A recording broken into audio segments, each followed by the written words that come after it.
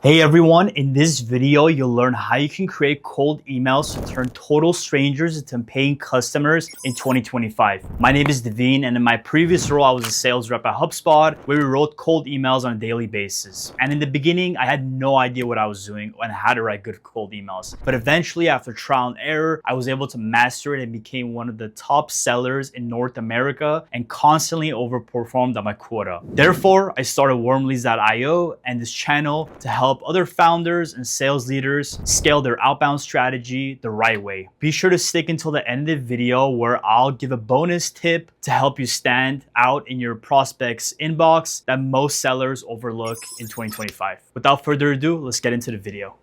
So guys, kind of talking about how to write cold emails, how to write it good so it stands out. There's a couple of key things you guys have to think about, and that involves a pain funnel. So what the pain funnel basically talks about, and if you guys are unfamiliar with it, it's the main goal is to first grab someone's attention, right? Using relevant intro, right? So like what that relevant intro could be comprised of is something relevant to that person that they care about, right? Like why should they open your email? Like why is it important for them to like spend a few minutes out of their day to open the email? So there's two parts to this, and I'll get into it just in a sec. But the relevant intro is also in the subject line of your email, right? Because that's the first thing that person sees, that prospect sees, is a subject line. So it has to be something that captivates their attention. After a subject line, you also want to have a relevant intro because they want to continue reading the email, right? You have to give them a reason to do so.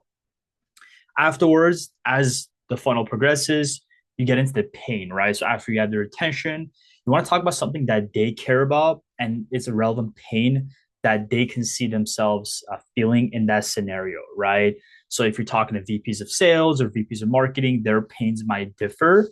And I already made a video on just how you guys can find relevant intros and pain based on the persona. But moving on to the solution. So the solution is like what you guys are offering yourselves, right? So like what is the service that you're offering or product that you're offering that's relevant to that persona that you're writing the email to. And then finally, it's the CTA, right? So call to action. That's when you're asking for potentially a meeting or potentially to send them more relevant information that they care about. And if you want to just kind of think about this in terms of importance, the biggest aspect is the relevant intro, right? So like that's the first thing that they see, and then it trickles down to CTA. In my opinion, the biggest thing that most sellers, most founders fall into is writing emails that are not personalized. So the biggest thing I can give you guys in this video is just write relevant intro that resonates with that prospect. And a quick example that I can show you guys is this sample email that I wrote to one of my prospects that I had a consultation with. I just removed the company name for privacy reasons, but essentially the subject line was I wrote, Steve, congrats on a new gig. And the reason I wrote that was because Steve was a new VP of sales. So I was congratulating him on his new position. And I found that he's a new VP of sales on LinkedIn Sales Navigator.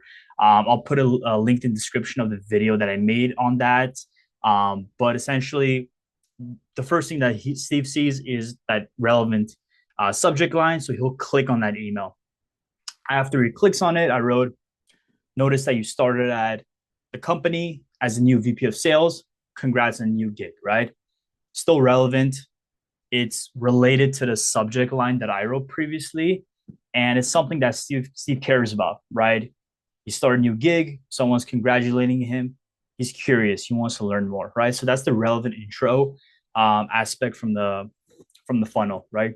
And then we go into my offering. So breaking through the noise to find right cold email messaging with your ICP can be challenging, especially if you're looking to scale, right? So that's something that the VP of sales cares about because he's overseeing a team of sales reps, and what he's looking to do is make sure that everyone's on the same page, everyone's sending relevant information to the prospects, and he wants to scale as quickly as possible, right? So that's just the a pain that most VPs of sales have, is they want to scale, but they also want to scale the right way with relevant information, relevant messaging that resonates with the prospects. So that's a relevant pain to the Steve.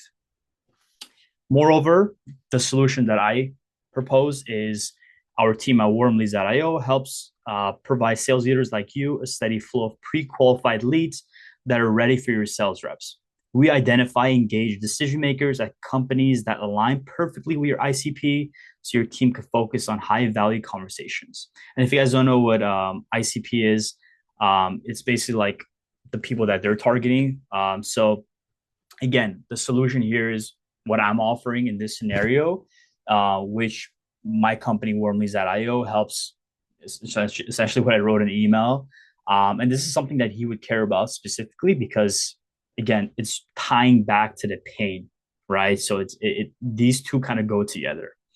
And then at the end, it's a quick CTA, right? Worth a quick chat to learn more. So what a lot of sellers, founders, they fall into the trap of writing a CTA that's too long, right?